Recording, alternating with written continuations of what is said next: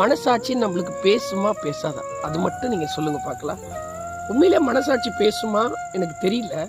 ஏன்னா நம்ம அவ்வளோ பாவங்களை பண்ணிட்டு நம்ம அநியாயம் அக்கிரமம் எல்லாம் பண்ணிட்டு இன்னைக்கு பாருங்க வேற ஒரு திருமணம், ஒரு வேளை சொல்றேங்க, தப்பா நினைச்சுக்காதீங்க. ஆமாம் சொல்கிறேன், நல்லா கேட்டுங்க. நம்ம ஒரு இந்த லிவிங் டுகெதர்னே சொல்லுங்க, நம்ம இஷ்டம் போல நம்ம வாழ்ந்துட்டு வேற ஒரு பொண்ணை நம்ம திருமணம் செய்துட்டு நிச்சயமா உண்மையான அன்பு இருக்குமா? இல்லை எனக்கு தெரியல. அதனால தான் உங்கள்கிட்ட கேட்குறேன்.